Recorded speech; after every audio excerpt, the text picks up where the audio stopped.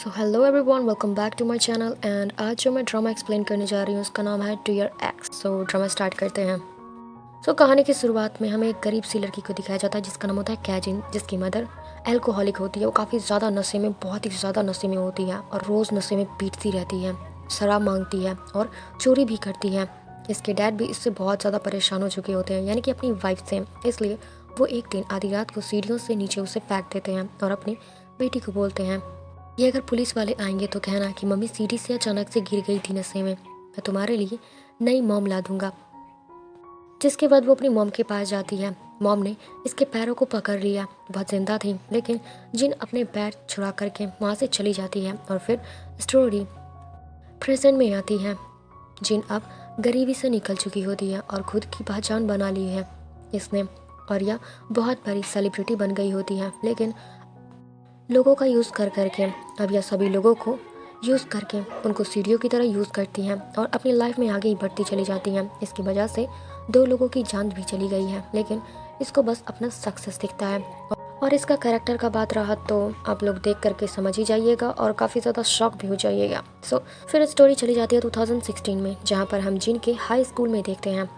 और आज सभी बच्चे खुशी से एक टीचर का बर्थडे सेलिब्रेट कर रहे होते हैं। तभी उनका हस्बैंड आ करके इनको मारने पीटने लग जाता है। और जहाँ तक पता चलता है कि टीचर का किसी आदमी के साथ अफेयर था, अब उनकी फ़ोटो और इंटीमेट वाली गंदी गंदी फ़ोटोज़ वायरल हो जाती हैं। जिसके बाद प्रिंसिपल स्कूल की इज्जत बचाने के लिए टीचर को स्कूल से निकाल देते हैं। जिन टीचर के पास आती है और कहती है कि कैसा लगा आपको मेरा गिफ्ट, मैं गरीब हूँ लेकिन गिफ्ट का माल का देती हूँ। अब यहाँ से हमें पता चलता है पता चलता है कि वो फोटोज किसी और ने नहीं बल्कि हमारी इसी हीरोइन ने किया था, यानी कि विलन ने। और यहीं पर हम एक और नए कैरेक्टर से मिलते हैं। इसका नाम होता है स्योंग, जो कि सेकेंड आई होती है, जो टीचर के पास जाकर के बहस कर रही होती है कि जिन फर्स्ट कैसे आ सकती है। उसका और मेरा स्कोर बराबर ही था। टीचर ने कहा कि जिनके आर्ट क्लास में ज़्यादा नंबर आए थे। तभी सीओ को याद आता है कि एक दिन उसने जिनको आर्ट टीचर के साथ किसी सीक्रेट रूम में बातें करते हुए देखा था। तभी वहाँ पर जाने का सोच रही होती है, लेकिन वहीं पर एक और लड़का आ गया होता है। इसका नाम होता है जून, और हम जो हमारे इस ड्रामे का हीरो है वो कहता है, ये अंदर क्या करोगी जा करके, और तुम्हें दिखाई नहीं देता कि वो आर्ट टीचर से बात कर रही है। सोए कहती है कि मुझे अपना अम्ब्रेला लेना है, इसलिए मैं अंदर जाना चाहती हूँ। जिन बोलता है कि झूठ मत बोलो। इसको अपने साथ लेकर वहाँ से चला जाता है, मानो वो जिन को बचा रहा हो। अब यहाँ से वो वापस क्लास में आ गए होते हैं, जहाँ पर सियोंग जिन से पूछ रही होती है कि तुम आर्ट टीचर के साथ क्या कर रही थी अकेले क्लास में। जिन बोलती है कि तुम्हें पता है बेवकूफ़ लोग फिल्मों में इतनी जल्दी क्यों मर जाते हैं, क्योंकि वो बेवकूफ़ होते हैं। तुम भी उन्हीं में से हो। तुम क्या रियल लाइफ है ना, इसलिए तुम अभी तक जिंदा हो। कुछ देर बाद टीचर आते हैं एंड जून दोनों के लिए तालियां बजवाते हैं। जिन ने तो टॉप किया होता है और जून ने भी डिबेट कंपटीशन में टॉप किया होता है। और टीचर ने जून से कहा कि अगले डिबेट क्लब की तैयारी शुरू कर दो। जून बोलता है कि नहीं, इस बार मेरी जगह जिन पार्टिसिपेट करेगी उसमें। जिन काफ़ी खुश हो गई होती है, पर सॉन्ग का मुंह बन गया होता है। यहाँ से इसके बाद सीन शिफ्ट होता है और हमें डिबेट क्लब में दिखाया गया होता है। सब तैयारियाँ कर रहे होते हैं। तभी बाकी के मेंबर्स के साथ इनकी लीडर स्क्रिप्ट लिखा करती है और सब उनको फॉलो करते हैं। लेकिन जिन कहती है कि सब अपनी अपनी स्क्रिप्ट लिखेंगे तो ज़्यादा बेटर होगा। अब सबको लगता है कि इसने आते ही अपना रूल चेंज कर दिया।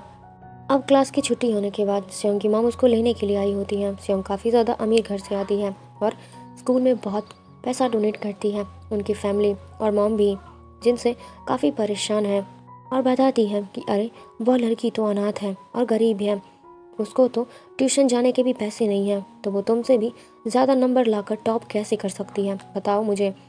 अब सियोंग के पास इस बात का कोई भी जवाब नहीं होता है। बिना ट्यूशन के कोई टॉप कैसे कर सकता है। यहाँ जून भी एक जगह पर आया होता है जहाँ पर जिन पहले से ही होती है, और यहाँ हमें इनका रिश्ता दिखाया जाता है। एक दूसरे को काफ़ी प्यार और लव और केयर रखते हैं एक दूसरे के लिए। और यह इसको अपने पैरों पर सुलाती है, क्योंकि जून को बचपन से ही एक बहुत बुरा ट्रॉमा है और वह कि उसको बहुत अजीब तरीके के सपने आते हैं। लेकिन यह इसके पैरों पर सर रखकर सोता है तो उसके सपने उससे दूर हो जाते हैं। घंटों दोनों साथ में बिताते हैं, लेकिन इनका रिश्ता क्या है यहाँ पर तुम्हें मैं नहीं बताऊंगी। जिन ने कहा कि मुझे अपने नोट्स दे दो। जून ने दे दिए, जिसमें एक लव लेटर निकलता है। यह सिंह ने लिखा होता है जून के लिए, लेकिन जून इसको खोलकर देखता तक नहीं है। तभी श्योंग ने कॉल कर दिया और कहने लग गई कि जिनकी जगह मुझे डाल दो डिवोट क्लब में। पर जिन इसकी कॉल कट कर देती है और मना करके अगले दिन स्कूल में जिन के अनाथ होने की खबर बुरी तरीके से फैल गई होती है और यह बात शायद सिंह ने फैलाई होती है।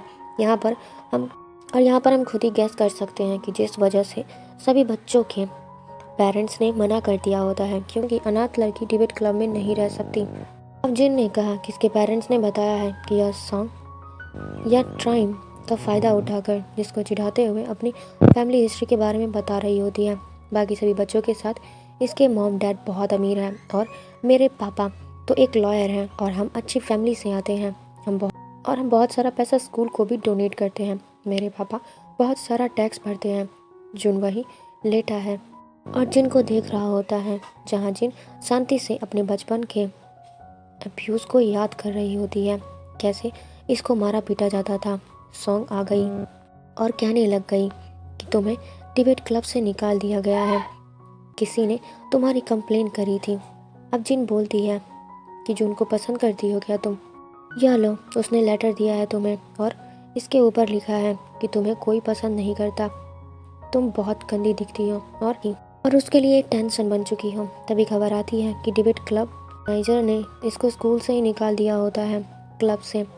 और अब यह सुनकर श्योंग का दिमाग ख़राब हो गया होता है, क्योंकि फिर से हार चुकी होती है और अपनी मॉम को कॉल करके चिल्लाने लग जाती है। और अब जिन को लेसन सिखाना ही पड़ेगा, यह सब उसने ही किया होगा। वो खुद नहीं जा सकी क्लब के अंदर, तो उसने क्लब को ही निकलवा दिया। तभी जिन आ गई होती है और कहने लग गई, क्या हो गया तुम्हें? तूने मेरे खबर फैलाई थी ना, वो भी पूरे स्कूल में फैला दिया था। अब वो बोलती है कि मेरे डैड के टैक्स मनी से तुम लोग यहाँ पर चावल खाते हो फ्री का, यही फालतू बोलोगे। अब जिन चुपचाप चली गई होती है और सॉन्ग ने उस लेटर की हैंडराइटिंग जिन के हैंडराइटिंग से मिलाकर मैच कर ली और यह समझ गई होती है कि यह लेटर जिन ने ही लिख के दिया है। अब जिन यहाँ पर जेहू नाम के एक लड़के से बात कर रही होती है और यह भी हमारा एक कैरेक्टर ही होता है, जो यहाँ वहाँ से पैसे वसूलना उसका काम होता है, चाहे वो छीन कर हो या फिर मर्जी से हो। और वह आज भी ऐसे ही एक रेस्टोरेंट में घुसता है और लेडी को झूठ बोलता है, तुम्हारे बेटे ने मुझसे पैसे लिए थे, वापस करो। और एक फेक एग्रीमेंट दिखा रहा होता है जिसको हाथों से लिखा गया होता है, पैसे वसूलने आए होते हैं। अब जिन फिर वॉशरूम से बाहर आ गई होती है तो श्योंग ने इस पर पानी फेंक दिया गुस्से की वजह से, और ऐसे भीगी हुई जिन क्लास में आती है और जिन जब उसको देखता है तो जल्दी से कवर करके क्लिनिक की ओर लेकर जाने लगा। और अब बच्चों को लगता है कि यह दोनों एक दूसरे को डेट कर रहे होते हैं। श्योंग और भी ज़्यादा परेशान हो जाती है। यह देखकर जो भी वहीं पर होता है और इससे बात करने की कोशिश करता है। जून इसको डांट करके बोलता है कि मैंने तुम्हें कितनी बार मना किया है, अब इन दोनों लड़कों की बिल्कुल बनती तो नहीं है। तभी जिन बोली कि हम लोग क्लिनिक जा रहे हैं और या तुमने ईयरबड ले रखे हैं, इसको छुपाओ ना। और हमें पास का सीन दिखाया जाता है जहाँ पर जेहू वो क्लास में ईयरबड्स को चोरी कर रहा होता है और जिन ने देख लिया होता है और उसको पकड़ लिया होता है। जेहू बोलता है कि क्या चाहिए तुम्हें अपना मुंह बंद रखने के लिए, और डील होता है हुआ था कि लोगों को ठगने वसूलने का काम करेंगे और यह लोग जिनके कहने पर ये लोग कर रहे थे, जिसको उन्होंने बॉस नाम से सेव कर रखा था अपने फ़ोन में। और आज अपने फ्रेंड के साथ हंसी मजाक करते हुए अपना फ़ोन गिरा देते हैं और सॉन्ग को फ़ोन मिल गया होता है और उसने देख लिया कि जो आखिरकार यह काम क्या करता है क्योंकि उसकी चैटिंग पढ़ लेती है। और यह जून इधर जिन से पूछ रहा होता है कि किसने पानी फेंका था तुम पे, बताओ मुझे, उसको सबक सिखाऊंगा। जिन मासूम बन के बोलती है कि श्योंग ने फेंका था। अब वह मेरे बारे में स्कूल में गलत सलत बातें फैलाने वाली है, वो मुझसे नफरत करती है, मुझे मार देगी। और जिन यहाँ बहुत डरी हुई दिखाई देती है। अब अगले दिन जिनकी फ्रेंड बताती है कि जो पैसे वसूलने का काम करता है, तब भागते हुए उससे मिलने जाती है, जो इससे माफ़ी मांगता है। चाय बाहर आ गई इसलिए, और इसने जिन का नाम नहीं लिया। अब जिन आकर इसको हक कर लेती है और सडनली हमें एक अलग ही रूप दिखाया गया होता है। कहती है, मुझे पता था कि तुम ऐसा ही करोगे, तुम मुझे बहुत अच्छे लगते हो। और आप सभी ने ये सीन देखने के बाद आप लोगों के दिमाग में भी अलग ही चीज़ घूमने लगता होगा। यह कहानी है, यह कहती है कि तुम्हारे डैड तुम्हें मारते पीटते हैं, तुम अपने डैड को क्यों नहीं फाड़ देते।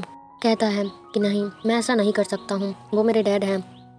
यह बोलती है कि नहीं, अगर वो मेरे डैड होते तो अब तक मर चुके होते, मैं उन्हें मार चुकी होती। वो उसको फोर्स करने लग गई होती है, तुम अपने डैड को जान से मार दो।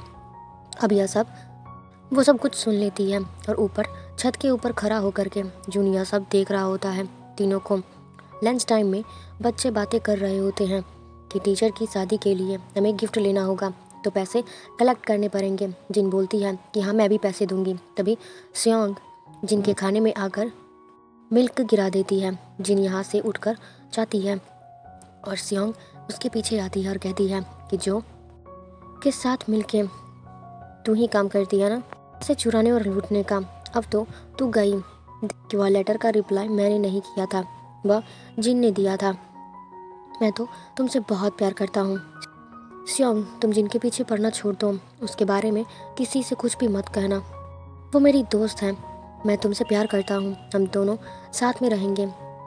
इसको सुनने के बाद स्योंग तो काफ़ी ज़्यादा खुश हो जाती है और बोलती है कि क्या हम डेट करेंगे। वाह।